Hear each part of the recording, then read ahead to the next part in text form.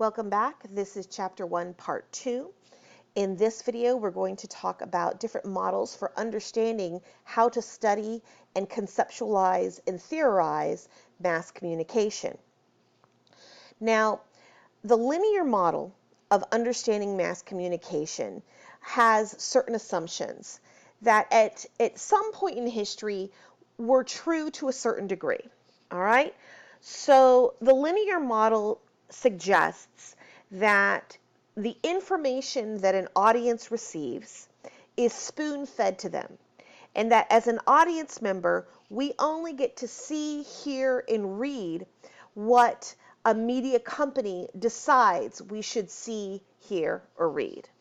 So I'll give you an example of the music industry. Rewind back to, say, the 1950s.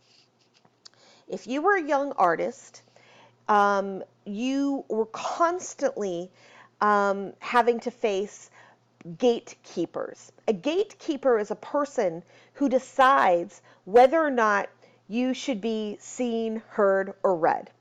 So you're a singer. You go to a club on an open mic night. There is a person whose job it is to decide, all right, we're going to have open mic nights and give everybody a shot. And maybe they'll put you on the list because they like the way you look, or you perform a genre of music that they think their patrons will want to listen to. So they're making decisions about you right off the bat. Maybe they only want people of a certain gender or a certain race or a certain level of standard of beauty. All right, so you have all of these things that you're being judged on right from the start, even before you open your mouth to sing. Now, once you get on the stage, if you're lucky, there's someone in the audience that works for a record label. And this person would be typically called an A&R man. A&R stands for artist and repertoire. It was their job to go out and find potential talent and see if you could cultivate them enough so they would be worth spending the money to record a record with.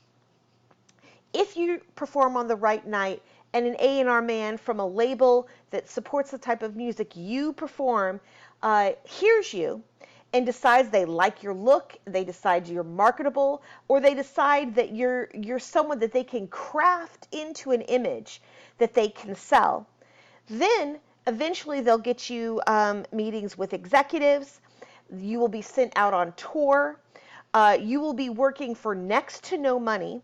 And in the event you get to record an album, you don't own the master recordings of your record. So you don't even actually own your own music. And they can sell it and do with it whatever they want, including putting it in commercials for products that you don't even like. This is the story of how artists were treated in the 50s and 60s. And it's a very brief story. We'll go into detail on it later in the semester. But in the digital era, this has largely changed. So scholars have had to let go of this linear model of understanding how messages are transmitted through gatekeepers, because the gatekeepers are largely becoming obsolete. We've moved towards now what's called a cultural model that not only displaces the role of the gatekeeper, but it also accounts for the power that audiences have. All right? Content creators don't need the gatekeepers the way that they once did to get seen and heard because of digital platforms like YouTube and Spotify and SoundCloud and all of these other streaming places where people can put their work. And this isn't just for music. This is all sorts of types of creative work. And also information and news and propaganda as well, to be quite honest. Before this video, hopefully you took a look at the example video of the young recording artist Brent Faiyaz, who, even though he was offered a record deal, took a gamble and decided, no, I'm not going to sign a deal. I want to stay in control of my own business and my own money. And what has happened in the recording industry is from about the 1930s through the 1990s, you would produce an album, you would release that album, and then you would go on tour to support that album. You basically, your concerts were advertisements to get people to buy the album because the way to make money was by selling the albums. It has gone back to the way music used to be done in like the 1890s through the 1930s, where you would record music as an advertisement to get you the ability to get booked at different venues so you could do live shows, because where the money is for you, the artist, is at the live show and venues. All right, so we're kind of there. Now, this cultural model looks at how the process of creating art, distributing art and media has been decentralized. And now anybody who has access to the internet and anybody who has, a reasonably high quality smartphone, essentially, can record media and make money off of it, make a living off of doing this. So the linear model we do not use anymore. We now use what's called the circuit of culture model. And this is a little bit difficult to read. So the circuit of culture model looks at how media is produced, how media is consumed, how not just businesses, but also the government might regulate how media is produced and consumed.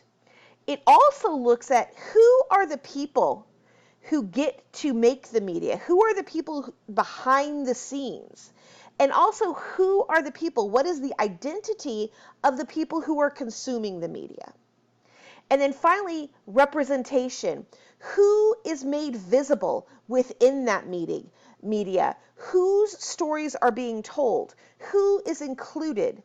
Who is left out? So we're looking at a media artifact not just as an end of the line product. We are looking at it and how it intersects with all different facets of the process of production, regulation, distribution, and consumption, and then how the human person is involved in that. The cultural model provides for a more nuanced understanding of how real people make meaning out of the culture that they engage with. One of the most important theories that we use to study the media is the theory of encoding and decoding. And it is a theory that was conceptualized by a scholar named Stuart Hall. He is a British citizen of Jamaican descent. And he was very interested in how audiences might make meaning out of a media text that's quite different from the intent of the person who's creating the content. All right, so let me give you a really easy way to understand this. Take a comedian or just your friend. All right, just your friend that you're hanging out with. Your friend knows a joke that he or she or they think is really, really funny. All right? They tell you the joke, and you look at them like, what the heck? Why would you tell that joke? That joke is really offensive. I can't believe you would tell me that joke. Or you might look at them and go, oh, I don't even really get what you're saying. I don't understand the joke because I don't understand what you're actually joking about. Okay? So if I make a joke about, I don't know, Game of Thrones, and you haven't seen Game of Thrones, you're not going to get the joke when I say something like, you know nothing, Jon Snow, in the form of a joke. You're not going to know why that's funny if you haven't seen Game of Thrones, okay? Or I might tell you a joke, you might start laughing, and you will enjoy the experience of hearing the joke, but you're not actually laughing at the joke. You're actually laughing because the person who told you the joke was so awkward, you're actually laughing at them, not laughing with them. All right? So audiences have the power to make their own meaning. Encoding, decoding is broken down into three parts: dominant reading, negotiated reading, oppositional reading. The dominant reading is I tell you a joke, you laugh, we both agree that's funny, you understand why I think it's funny, and you think it's funny too. All right? The negotiated reading is I tell you a joke, you laugh or you enjoy the joke, you think it's funny, but it's not actually the joke itself that you think it's funny. You just really liked my delivery.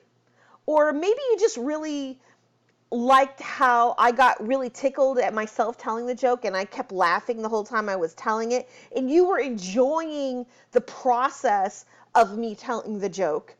And so you had a pleasant experience, even if you didn't think the joke was that funny, but you really liked the fact that I thought the joke was that funny. So that's like a negotiating reading.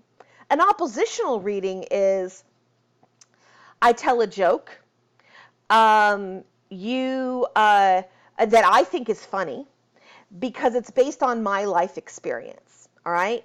So if I tell a joke about I don't know, the Eagles. All right. Now, if I told that joke to an Eagles fan, they might get really offended. All right. I tell that same joke to a Cowboys fan. Now, in real life, I'm not a Cowboys fan. Don't get upset. But if I tell that joke to a Cowboys fan, they're going to think it's funny. All right? So the oppositional reading would be the Eagles fan's life experience and culture is so different from my culture that not only do they not think it's a joke, they think you have just insulted me to my face and now I want to fight you. All right? So, and maybe the person telling the joke wasn't even trying to be mean.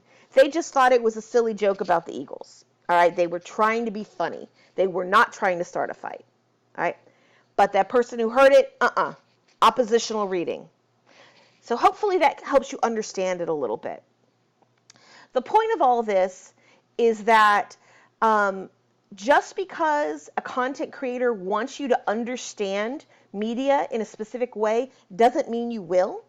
And even if you understand it, it doesn't mean that you're going to get pleasure from it in the way that they want you to. All right? So, for instance, there is a podcast out called My Favorite Murder. All right? It's a true crime podcast where two women basically sit and talk to each other about episodes of Cold Case Files or Netflix true crime specials or Dateline episodes of TV. And they tell each other about these horrific, gruesome murders, all right, that they've seen as stories on television, all right? Now, the people who made the Netflix series Making a Murder they made it as a true crime series, and they wanted you to be horrified and question the justice system in America, all right? But when these two women on the podcast are telling each other these stories of these episodes, they're laughing and having a great old time because the way that they process terrible things is through having a dark sense of humor. They're making a negotiated reading. So they call their podcast a true crime comedy podcast where they go on tours in front of live audiences of 5,000 people and tell the story of Jeffrey Dahmer, the serial killer cannibal, and they tell jokes through the whole time. All right? And people sit there and laugh and cheer and they have this great old time. I'm sure the Dateline segment producers that are trying to tell the news of a serial killer did not report that story so people would go to a concert venue and have a bunch of laughs about that horrible crime. What those women are doing is they're offering negotiated readings of the text. So hopefully that helps you understand encoding, decoding. We'll move on to the next segment.